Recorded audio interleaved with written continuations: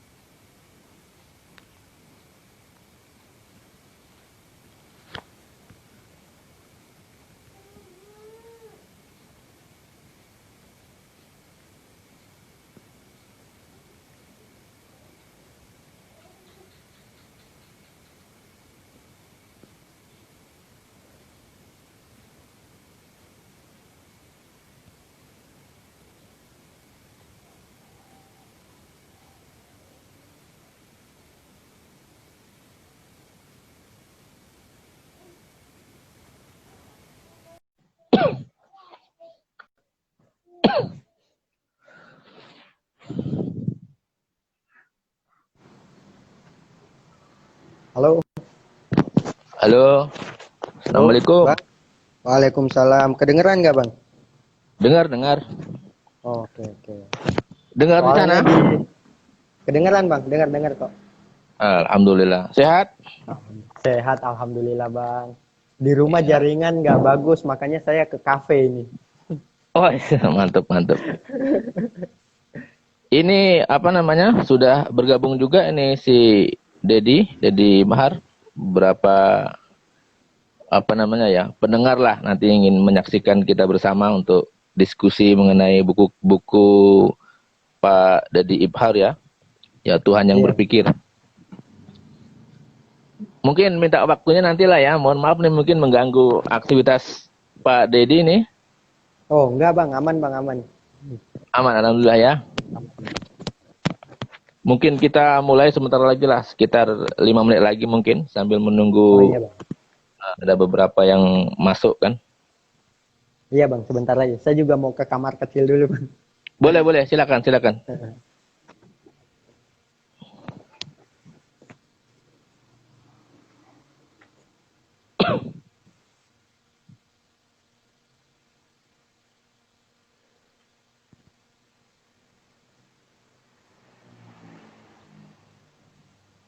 Untuk apa namanya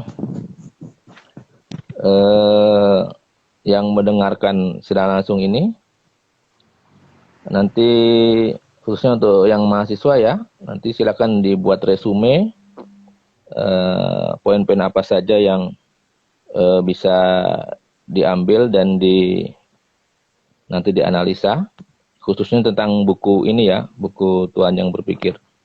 Nah, kalau kita berbicara mengenai buku ini, sebenarnya ini masuk ke wilayah ontologi. Ontologi nanti kita minta apa namanya eh, pendapat dari penulis buku tentang buku yang beliau karang atau beliau tulis. Setidaknya ini nanti akan apa namanya memperbaharui wawasan kita semua, terutama mengenai filsafat.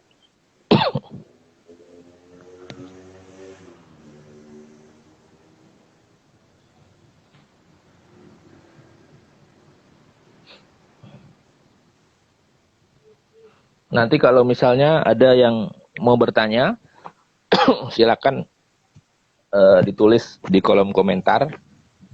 Mungkin ada beberapa hal yang mau ditanyakan dengan penulis terkait apa yang nanti disampaikan oleh beliau, atau hal-hal yang mungkin Anda semua mungkin belum paham terkait buku ini mungkin, ataupun hal-hal lain yang berkaitan dengan filsafat.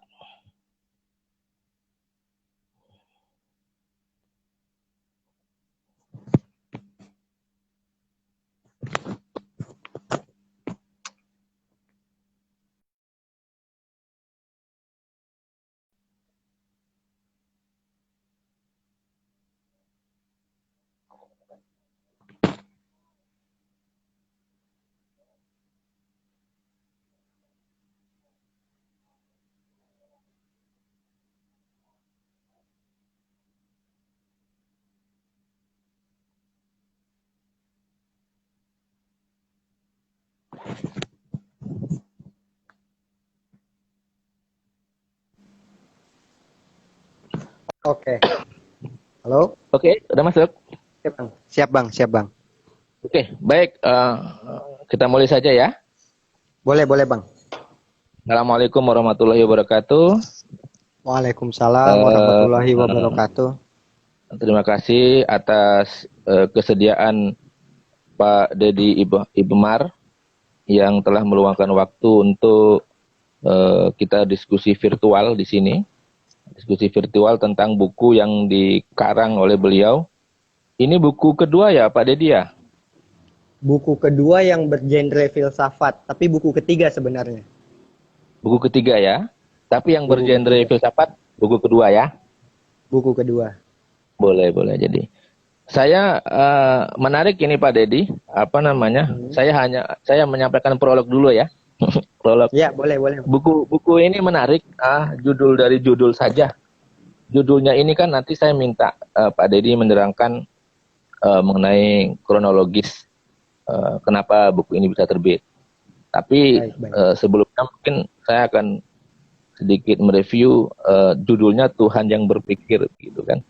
Nah, kalau kita berbicara berpikir, sebenarnya itu kan domainnya manusia. Karena manusia diberi oleh Allah, oleh Tuhan itu akal. Maka yang berhak berpikir itu adalah manusia. Nah, di mahasiswa saya ini yang menyaksikan atau yang mendengarkan diskusi kita, saya memberikan definisi yang sederhana Pak Deddy tentang filsafat. Ya. Saya menyampaikan bahwa filsafat itu definisi yang sederhana, yang simpel itu berpikir. Nah, filsafat itu berpikir. Berpikir tentang apa? Berpikir tentang apa saja yang bisa dipikirkan oleh akal. Nah, tanpa ruang dan waktu. Dan begitu, itu definisi yang sederhana. Nah, itu nanti kan makanya saya sampaikan juga yang aliran rasionalisme yang cogito ergo sum itu Pak Deddy ya. Ya, yang saya berpikir maka saya ada. Saya jelaskan ke mahasiswa saya bahwa kalau kita tidak berpikir, maka kita tidak ada. Nah, itu artinya begitu pentingnya kita berpikir. Nah, ini kan judulnya Tuhan yang berpikir. Iya. Nah, apakah Tuhan bisa berpikir ini mungkin perlu penjelasan. Nah, tapi sebelumnya kita dikasih waktu lah dengan Pak Deddy menjelaskan kronologis buku ini. Nanti kajiannya bagaimana. Nah, tentunya nanti kita akan bahas sedemikian rupa sehingga mungkin bagi para pendengar atau yang mengikuti diskusi ini paling tidak mendapatkan gambaran atau wawasan terkait buku ini. Silakan Pak Deddy. Baik. Saya mulai boleh Pak ya? Boleh silakan. Baik. Assalamualaikum warahmatullahi wabarakatuh. Waalaikumsalam. Pertama, benar yang disampaikan Pak Syukron bahwa filsafat itu secara sederhana itu adalah berpikir.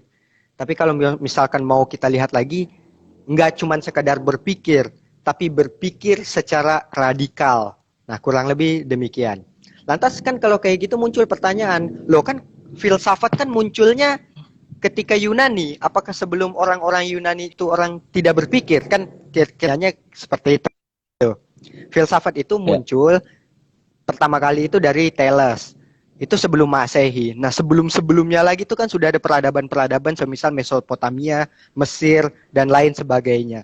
Nah, pertanyaannya kan apakah berarti mereka-mereka ini tidak berpikir? Nah, di situ kurang lebih yang menjadi problematis kalau seandainya filsafat itu identik dengan berpikir. Tapi begini, saya seringkali ngasih analoginya seperti ini.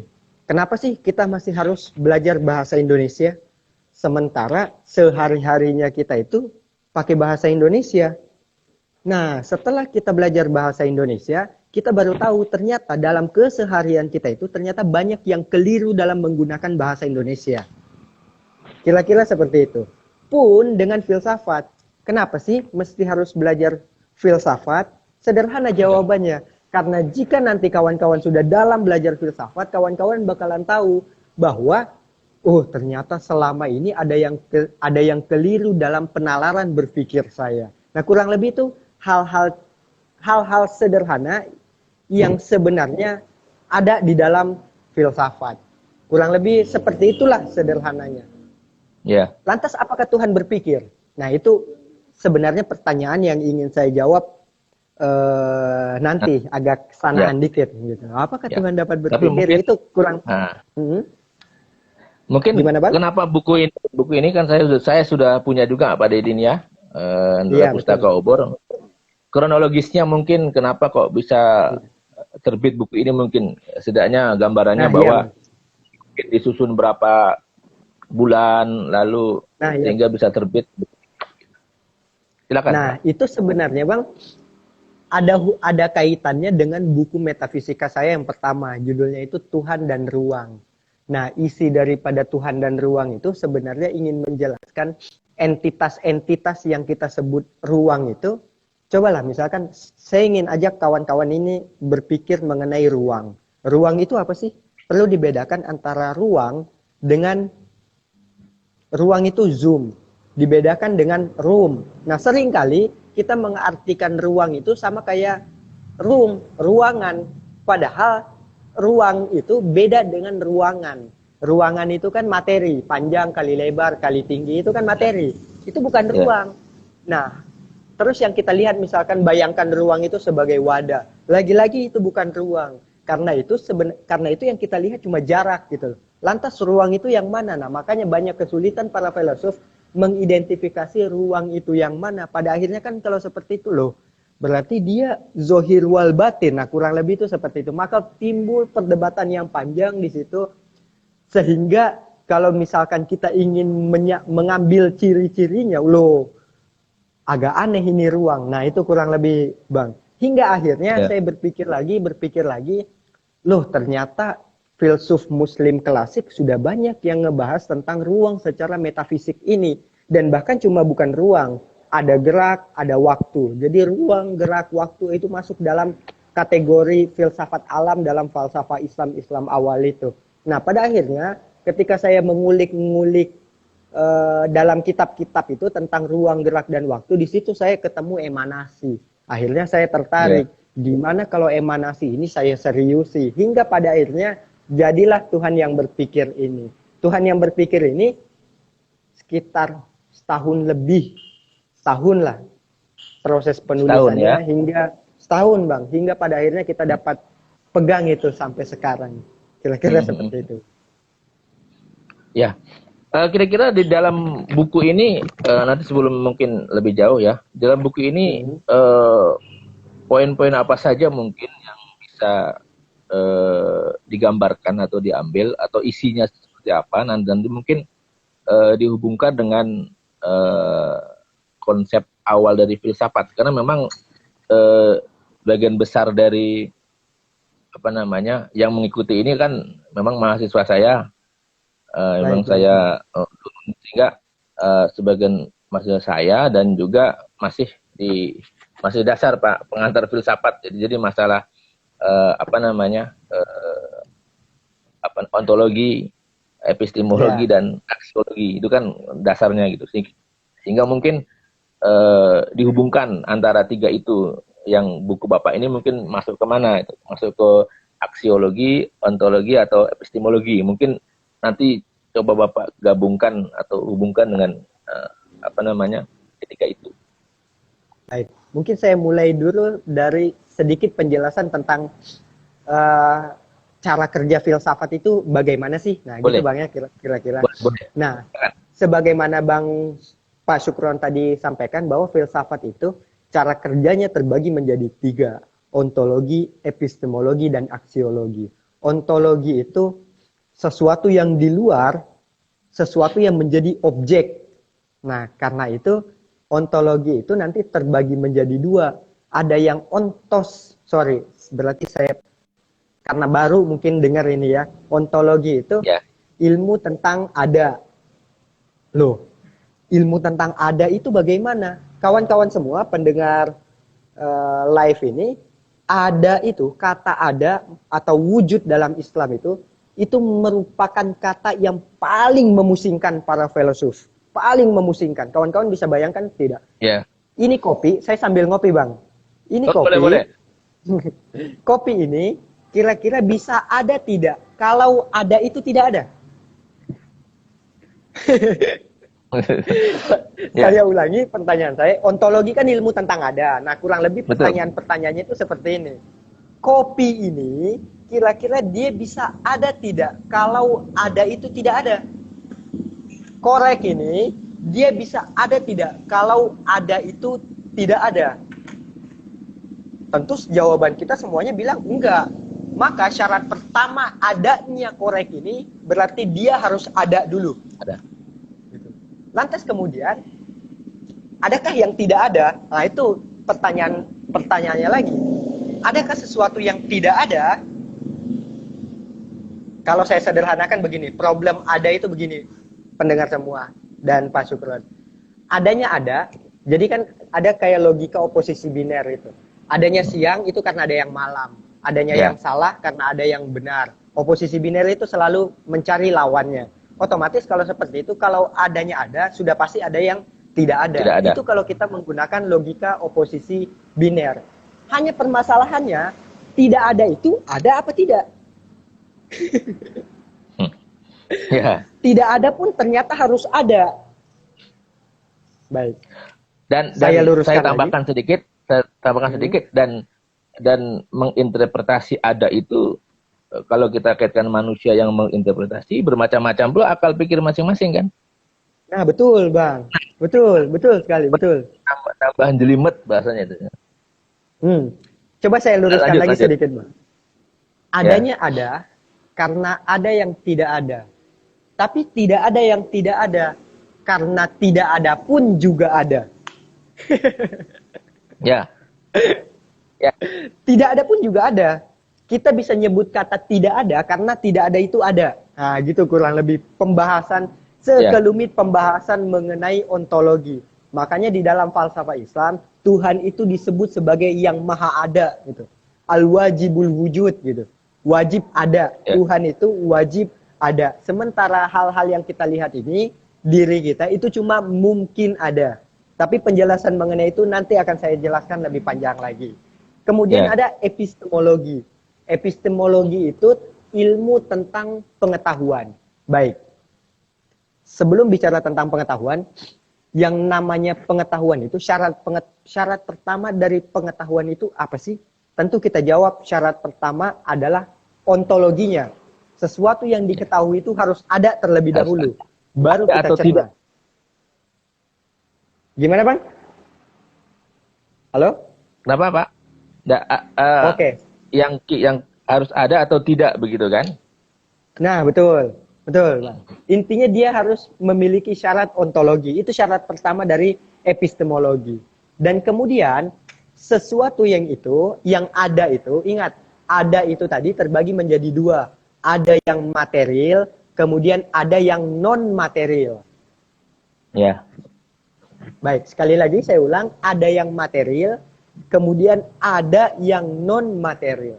Nah, hal yang bisa paling mudah untuk dicerna oleh manusia tentunya adalah ada yang material. Saya sering ngasih contoh itu segitiga, Pak.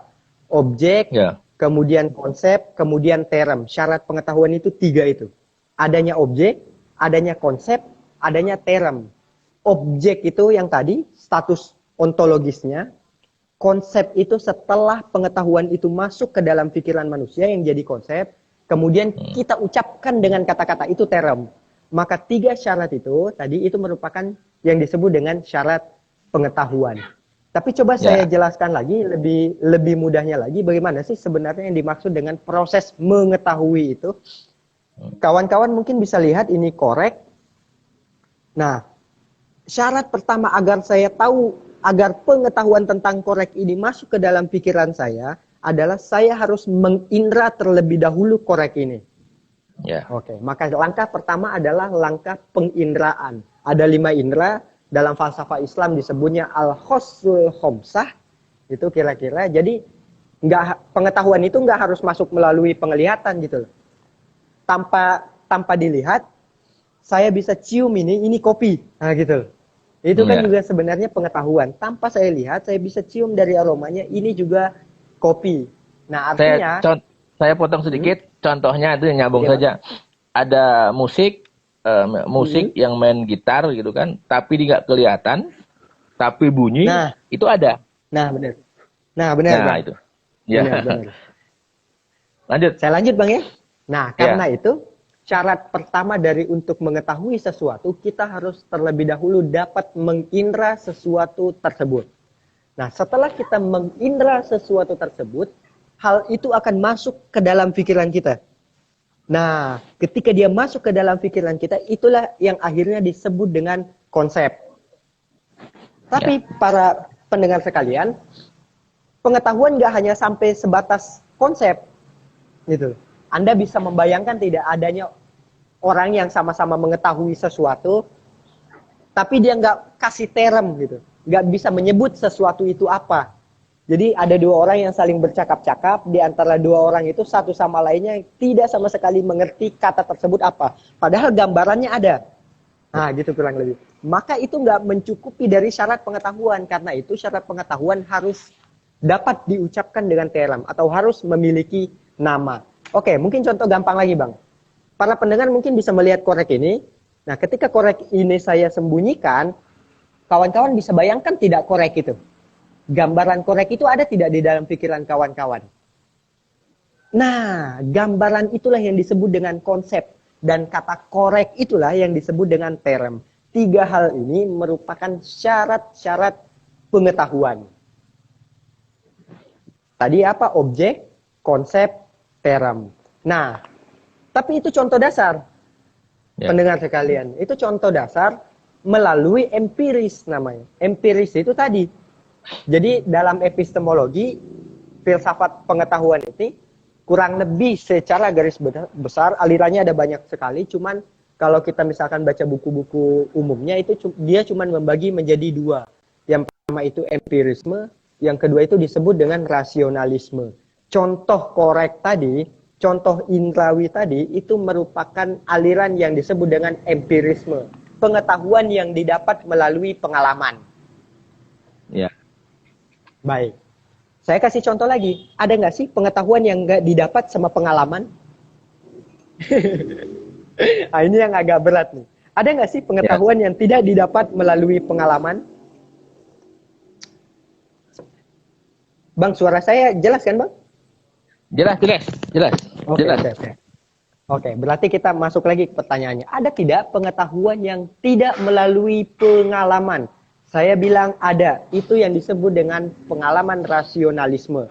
Contoh tadi, pengetahuan tentang korek, ini harus saya lihat dulu, baru saya ketahui. Nah ini namanya empiris. Tapi ada ternyata pengetahuan-pengetahuan yang tanpa harus dilihat pun, tapi melalui berbagai hal kita bisa ketahui adanya.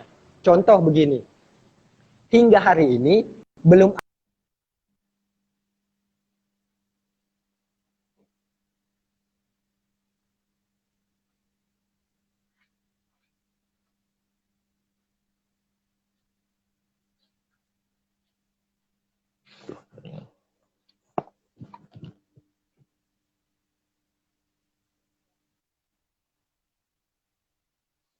Ya, halo? Lanjut. Oke, Bang. Wah, kayaknya jaringan abang nih. Udah, jelas. Oke.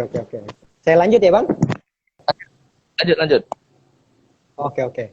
Nah, hingga hari ini ternyata belum ada yang pernah menyaksikan melalui pengalamannya planet Saturnus itu betul-betul tidak mengelilingi matahari.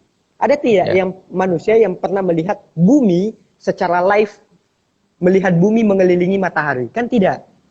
Pengetahuan bahwa bumi itu mengelilingi matahari tidak didapat melalui empiris sebagaimana pengetahuan saya melihat korek ini.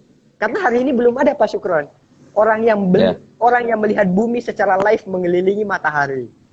Terus pengetahuan itu didapat dari mana? Dari angka-angka, dari rumus-rumus, dari hitung-hitungan. Nah, dari hitung-hitungan itulah para ilmuwan hingga akhirnya menyimpulkan bahwa bumi itu mengelilingi matahari. Nah, ini salah satu contoh pengetahuan rasionalisme. Gitu. Jadi ada rasionalisme, ada empirisme. Empirisme itu dari pengalaman, rasionalisme itu dari rasio. Salah satu contohnya tadi, hitung-hitungan matematika. Nah, ini kita baru sampai di epistemologi. Saya lanjut ke aksiologi sedikit ya, Bang. Ya, boleh. Oke. Nah, aksiologi itu sederhananya itu ilmu tentang nilai. Ilmu tentang nilai.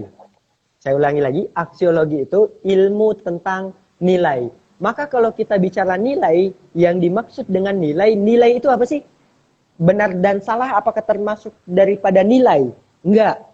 Benar dan salah bukan penilaian. Benar dan salah itu ada di wilayah epistemologi yang tadi. Nah, karena itu yang dimaksud dengan nilai itu apa aja? Hingga pada akhirnya jadi dua nilai itu. Ada etika, ada estetika. Nilai Estetika. itu sesuatu yang bicara mengenai baik dan buruk. Sementara estetika itu bicara mengenai indah dan tidak indah. Tidak indah. Oke, maka saya ulangi lagi, yang dimaksud dengan penilaian itu cuma ada dua, etika dan estetika. Selain itu bukan penilaian. Etika itu baik dan buruk, estetika itu indah dan tidak indah. Pertanyaan selanjutnya adalah, oke, kita masuk ke estetika misalkan, cantik. Atau cantik dan buruk. Cantik dan tidak cantik misalkan. Cantik itu ada di mana sih? Cantik. Nah, ini mumpung banyak cewek-cewek nih. Yang disebut dengan cantik itu yang mana sih? Kira-kira kan pertanyaannya seperti itu. Dia ada di objek kah? Atau di dalam pikiran manusia kah? Oke, saya ulangi lagi pertanyaannya. Yang dimaksud dengan cantik itu yang mana sih? Ada di objeknya kah? Ada di sang perempuan kah? Gampangnya seperti itu. Atau ada di pikiran yang melihatnya? Subjeknya. Si subjek. Kan begitu kira-kira. Saya ulangi lagi biar dapat ini masalahnya. Cantik itu ada di objek, di zat, di perempuan itu, atau ada di subjek. Seseorang yang melihat perempuan itu. Ada yang bilang cantik itu ada di objek. Karena itu cantik itu objektif. Katanya begitu. Tapi dapatkah dia cantik kalau tidak ada saya yang memikirkannya?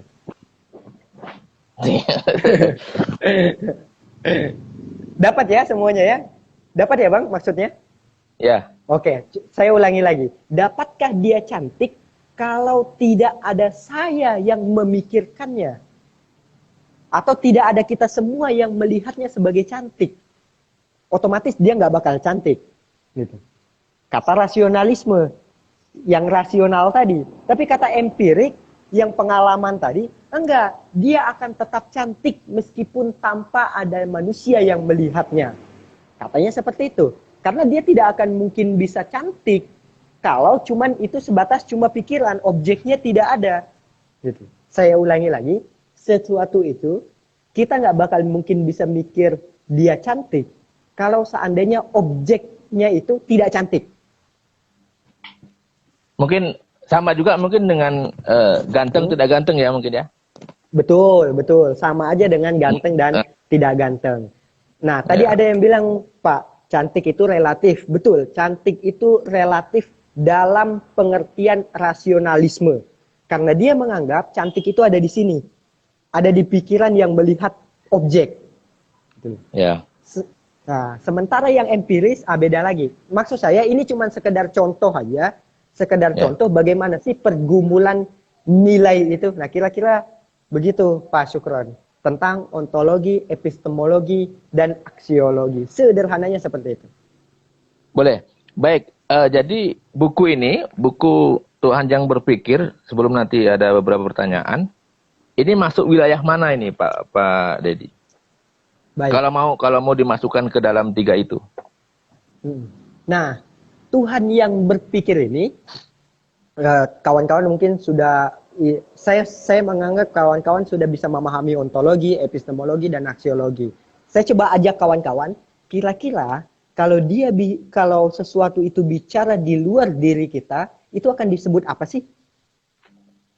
Sudah pasti kalau kawan-kawan misalkan ngikutin tadi, kawan-kawan bakalan bilang ini wilayah ontologi. Karena ini ada di luar diri manusia. Tuhan itu ada di luar diri manusia yang di sana itu. Gitu. Lantas kemudian terjadi perdebatan. Ontologinya itu ontologi di mana? Yang materi kah? Atau yang non-materi? Wah, ini perdebatan lagi nih. Ya. Ini perdebatan lagi nih. Kecenderungannya orang bakalan bilang Tuhan itu non materi.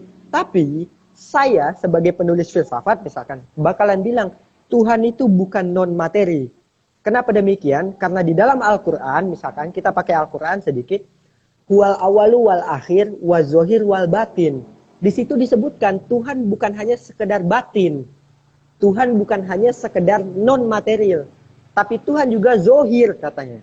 Jadi Tuhan juga material. Hanya bedanya di mana? Mungkin nanti kita lebih jauh. Intinya adalah Tuhan itu materi sekaligus non material. Kira-kira seperti itu, Pak Syukron. Baik. Dalam buku ini Pak, kira-kira titik poinnya di mana? Titik poin, karena kan judul kita kan memang bedah buku virtual ya, dan juga dihubungkan dengan konsep-konsep dasar filsafat lah, biar nyambung. Tadi sudah disampaikan hubungannya dengan ontologi, epistemologi, dan aksiologi. Nah, poin-poin apa saja yang dalam buku ini yang dibahas sehingga mungkin kawan-kawan atau yang mengikuti ini harus tahu begitu, atau mungkin pada dasarnya harus memiliki buku ini begitu. Kalau memang tidak bisa memiliki buku ini, setidaknya tahu gambarannya begitu. Baik. Jadi sebelum ngebahas itu, saya terlebih dahulu harus menerangkan sejarah panjang, tapi saya singkat aja, sejarah filsafat itu seperti apa. Nah, pertama itu dia dimulai dari Yunani, itu dimulai itu sebelum Masehi. Setelah itu, filsafat itu tumbuh dan besar di wilayah Islam. Filosof pertamanya itu namanya Al-Kindi. Kurang lebih itu filsafat Islam itu dari abad ke-7 sampai abad ke-14. Kurang lebih dari abad ke-7 sampai abad ke-14, filsafat Islam itu betul-betul berjaya. Intinya adalah dari abad ke-7 sampai abad ke-14 itu Islam menjadi pusat peradaban filsafat ketika itu. Hingga kemudian abad ke-14 terjadi yang disebut dengan Renaissance, kemudian ada revolusi industri, filsafat berpindah dari Islam ke Barat. Buku-buku filsafat Islam itu diterjemahkan semuanya, termasuk Immanuel Kant itu juga pembaca para filsuf Muslim. Ibnu Rushd yang ia baca, Ibnu Sina misalkan yang ia baca. Nah, saya sengaja nerangin sejarah itu yang saya ringkas itu agar kita tahu letak susunan buku saya nanti ini gitu. Nah, buku saya itu sebenarnya bicara tentang metafisika. Metafisika itu artinya yang di luar fisik, yang non material tadi. Ontologi yang non material, ontologi yang metafisik. Gitu. Seperti itu kira-kira. Nah, di buku itu saya coba ngebahas metafisika itu menurut para filsuf Yunani itu apa sih? Saya nggak terlalu banyak ngejelasin di Yunani karena intinya sebenarnya nanti di Islam. Intinya di Yunani itu cuman sekedar pemantik untuk saya ngejelasin metafisika yang panjang lebar yang dijelaskan oleh para filsuf Muslim. Islam. Nah, saya juga ngambil itu dari misalkan pengertian metafisika kalau kita lihat di kitab-kitab para filsuf Muslim itu disebut dengan ilahiyah. Intinya metafisika itu kalau diterjemahkan, metafisika kan Yunani. Nah, kalau diterjemahkan ke dalam bahasa Islam, itu punya banyak arti. Yang pertama itu ilahiyah. Ilahiyah itu bisa disebut dengan ketuhanan. Tapi agak susah juga kalau kita artikan dia sekedar ketuhanan. Tapi nantilah. Intinya saya ingin ngejelasin dulu kata metafisika itu di dalam Islam disebut apa. Pertama ilahiyah. Yang kedua ma ba'da tobi'ah. Ma ba'da tobi'ah itu secara harfiah diartikan sesuatu yang melampaui tobi'ah. Sesuatu yang melampaui fisik. Gitu. Oke, jadi yang pertama ilahiyah. Yang kedua ma ba'da tobi'ah. Yang ketiga disebut dengan al-hikmah. Al-hikmah itu kebijaksanaan. Nah, inti yang ingin saya jelaskan sebenarnya kata metafisik ketika sudah beralih ke filsafat Islam ternyata dikembangkan sedemikian rupa. Dikembangkan sedemikian rupa. Di filsafat Islam lah orang mulai mencoba membicarakan tentang konsep penciptaan. Oke, mungkin ini agak jelimet. Mungkin agak susah dicerna, tapi saya sederhanakan begini. Bagaimana sih kira-kira Tuhan menciptakan alam semesta itu? Nah itu Bang, itu Pak. Pertanyaan utama dari Tuhan yang berpikir. Dari buku Tuhan yang berpikir. Bagaimana sih kira-kira Tuhan menciptakan alam semesta? Pertanyaan besarnya di situ. Saya langsung jawab saja. Menurut Al-Kindi, pertama, alam semesta itu diciptakan dari ketiadaan. Kawan-kawan bisa ngebayangin tidak? Sesuatu diciptakan dari ketiadaan. Saya yakin kita nggak bisa bayangkan. Karena kalau kita bayangkan ruangan hitam, hitam itu ada, bukan ketiadaan. Kalau kawan-kawan membayangkan ruang kosong, kosong itu ada, bukan ketiadaan. Karena itu, dia tidak bisa terbayangkan, kata Al-Kindi. Baik, saya ulangi lagi. Sesuatu itu diciptakan dari ketiadaan atau yang disebut dengan creatio ex nihilo. Loh, kata para filsuf, kok bisa Tuhan menciptakan dari ketiadaan? Disitulah magicnya Tuhan. Disitulah kekuasaannya Tuhan. Tapi pandangan ini oleh Al-Farabi, kemudian Ar-Razi tidak disepakati. Karena menurutnya tidak mungkin sesuatu itu bisa terciptakan dari ketiadaan.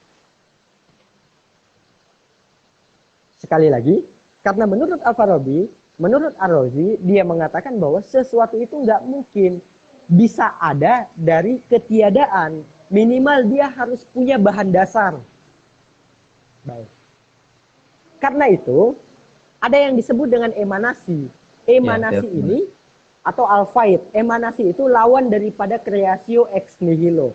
Dia bukan bicara penciptaan, tapi alam semesta ini merupakan pancaran yang langsung datang dari Tuhan. Oke, mungkin saya kasih contoh seperti ini. Kawan-kawan bisa ngelihat lampu misalkan. Ada sumber cahaya, kemudian ada cahayanya. Nah, Tuhan itu diibaratkan sebagai sumber cahaya.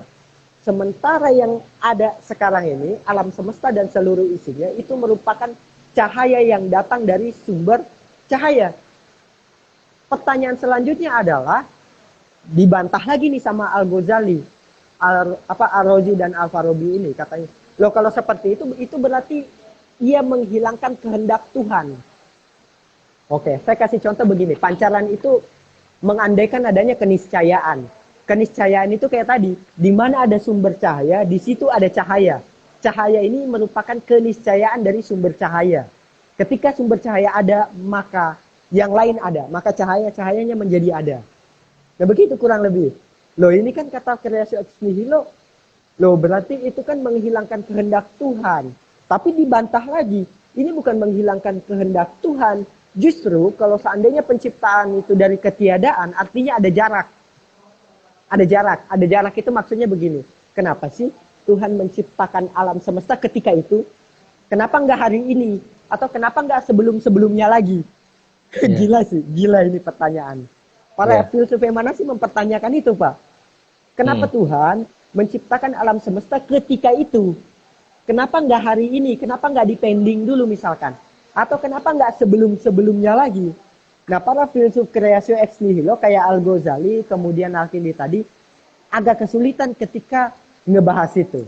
Menjawab pertanyaan itu. Dia hanya mengandaikan intinya itu semua kehendak Tuhan. Kamu jangan mempertanyakan apa yang menjadi kehendak Tuhan. Tuhan. Kurang lebih itu seperti itu. Nah, judul Tuhan yang berpikir. Jadi sebelumnya Pak, saya cerita dulu. Banyak sekali yang misalkan protes dengan saya. Kenapa kamu misalkan ambil Tuhan yang berpikir menjadi judul? Itu nggak baik. Banyak yang bilang seperti itu ke saya. Karena katanya berpikir ini sifat manusiawi. Manusia. Hati-hati kamu. Hati-hati kamu katanya. Tuhan bisa murka. Nah, saya digituin Pak. Akhirnya saya balik. Maaf Pak. Ke orang yang ngomong ke saya. Akhirnya saya balik. Maaf Pak. Kata murka itu juga identik sama manusia. jadi Tuhan jangan dibilang murka. Itu saya balik begitu aja Pak. Gitu. Logikanya dibalik. Saya balik aja, Bapak pun kalau menulis buku jadi tuh judulnya Tuhan yang murka. Saya bilang seperti itu. Nah itu bergurau aja Pak. Intinya sebenarnya yang ingin saya sampaikan bahwa judul Tuhan yang berpikir ini diambil dari emanasi tadi. Emanasi itu aktivitas utamanya adalah memikirkan dirinya sendiri. Karena Tuhan memikirkan dirinya sendirilah yang akhirnya lahir itu ciptaan-ciptaan yang beragam. Baik. Bahasanya itu kurang lebih begini. Al-Farabi bilang, Tuhan itu adalah akal. Tuhan itu adalah akil. Tuhan itu adalah makul. Jadi Tuhan bukan hanya sekedar berpikir, kata Al-Farabi. Tuhan itu adalah akal. Tuhan itu berpikir. Tuhan itu memiliki objek pikiran. Nah, ini agak sensitif lagi kalau seandainya kita mengartikannya letter X demikian. Tapi menurut Al-Farabi, nih, kalau kita kan misalkan kita kayak penjelasan ontologi, epistemologi, dan aksiologi tadi. Bagaimana sih berpikir itu? Berpikir itu kayak tadi, ada objek pikiran, ada objek, ada subjek yang memikirkan, kan seperti itu kira-kira. Nah, menurut emanasi, Tuhan pun memiliki objek pikiran. Tuhan juga memiliki objek pikiran yang seperti ini. Tapi kata Al-Farabi, objek pikiran Tuhan itu bukan ciptaan. Objek pikiran Tuhan itu bukan alam semesta. Tapi objek pikiran Tuhan tidak ada yang pantas menjadi objek pikiran Tuhan melainkan dirinya sendiri. Oke. Saya ulangi lagi. Kalau objek pikiran kita kan sesuatu di luar diri kita. Kayak tadi, ini korek. Nah, itu kan sesuatu di luar diri kita tuh, objek pikiran itu.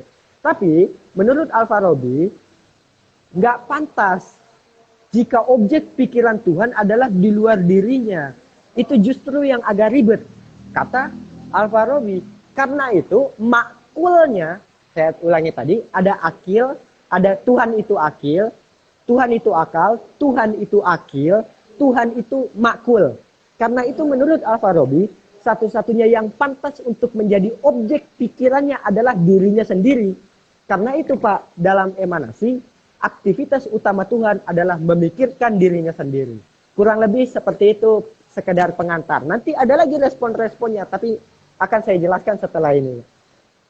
Baik, mungkin kita coba lah, karena kan ini interaktif ya.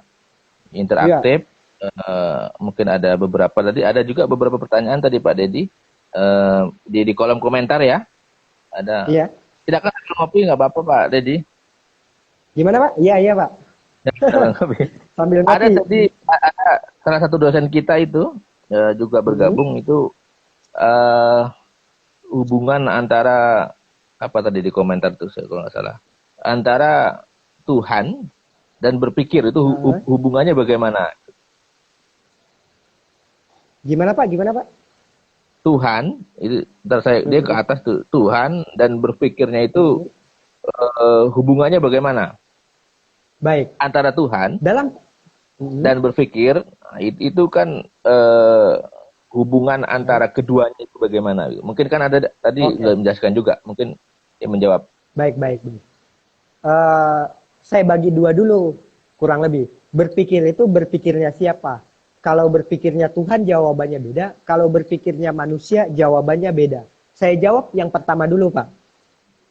Jika hubungan Tuhan dengan berpikir itu apa sih? Ini dalam kurung, dia yang berpikir, Tuhan yang berpikir.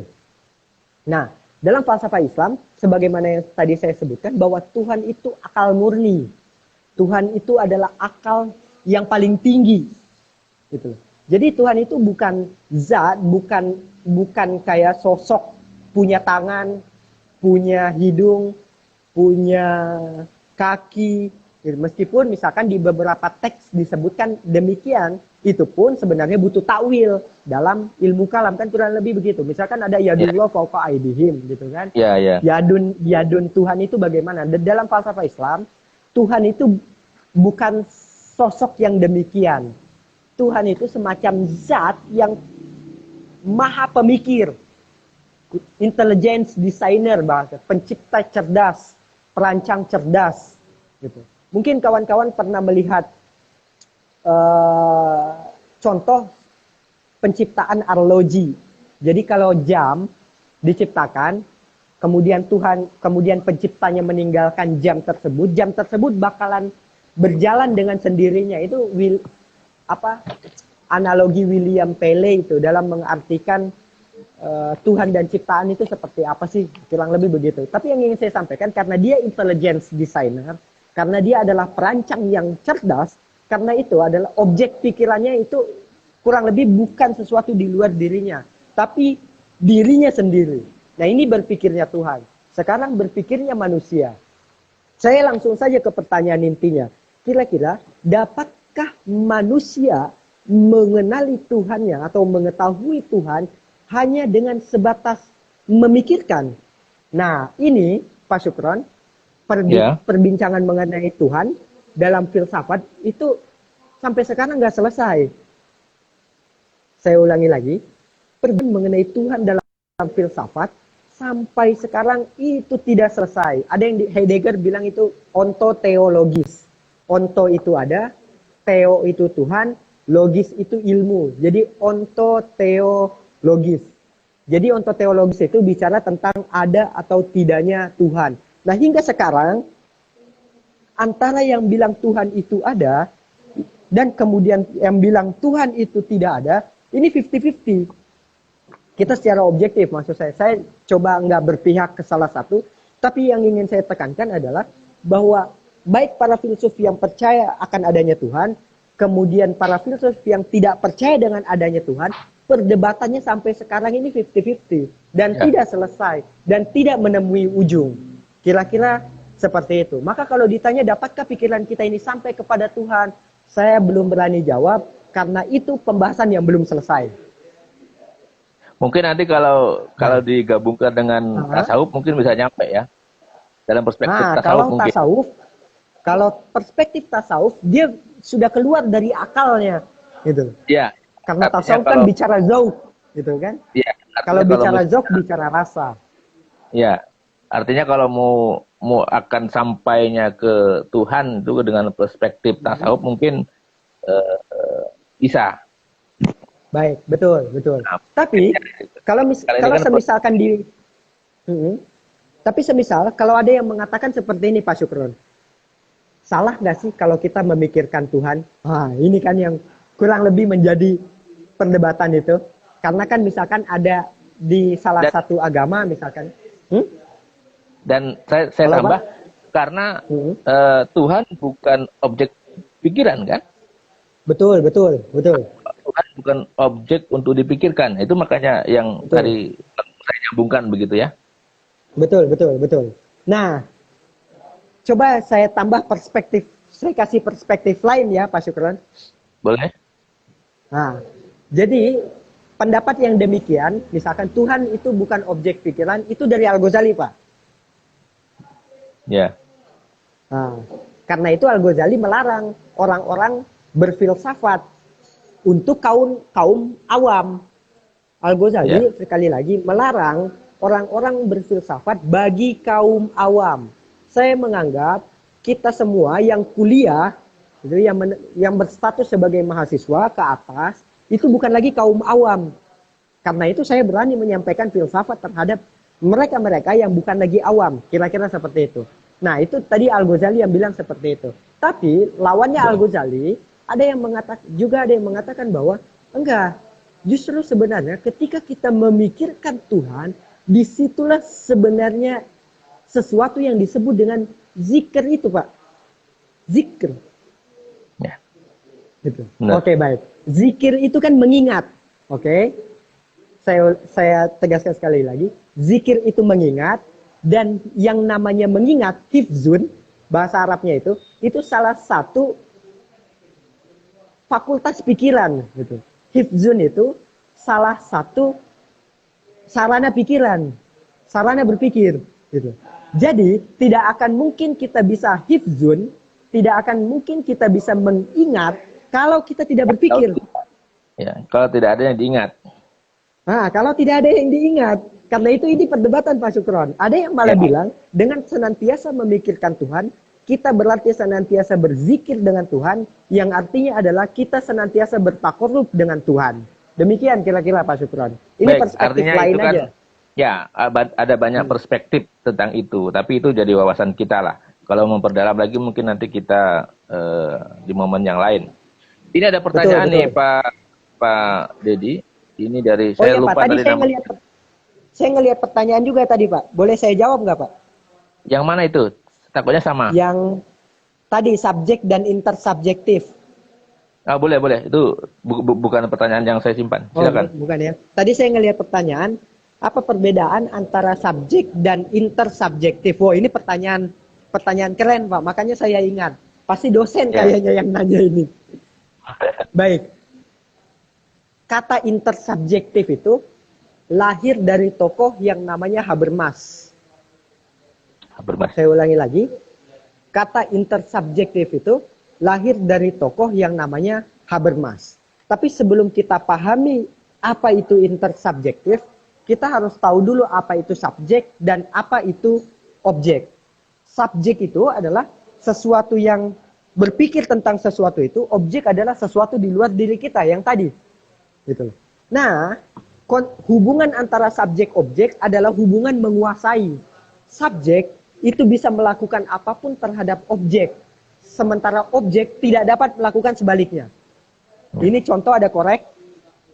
Saya bisa melakukan apapun terhadap korek ini, sementara korek ini nggak bisa melakukan hal sebaliknya terhadap saya. Nah, itu namanya hubungan subjek objek. Sekarang ada lagi, lantas bagaimana hubungan kita dengan sesama manusia misalkan? Apakah manusia itu objek bagi kita? Apakah teman yang ada di samping Anda merupakan objek bagi Anda? Kalau seandainya kawan-kawan memposisikan teman kawan-kawan itu sebagai objek, nah itulah itu jatuhnya perbudakan. Oke, saya ulangi sekali lagi. Kalau kita memposisikan manusia yang lain sebagai objek, maka itu jatuhnya perbudakan. Maka mau nggak mau kan manusia yang lain itu juga subjek. Saya sebagai temannya juga subjek. Maka ini hubungan apa namanya? Inilah yang disebut dengan hubungan intersubjektif. Hubungan sesama manusia. Kurang lebih demikian, Pak Syukron. Baik. Tadi ada pertanyaan lagi nih tentang perbedaan teori emanasinya Al-Farabi dengan wahdatul wujudnya ini, Ibnu Arabi. Oke. Perbedaan antara? Itu teori emanasinya Al-Farabi dengan wahdatul wujudnya Ibnu Arabi. Oke. Sebenarnya di buku saya, itu juga saya ngebahas itu. Bahwa emanasi itu yang dimulai dari Al-Farabi dan Ar-Razi itu berkembang sedemikian rupa.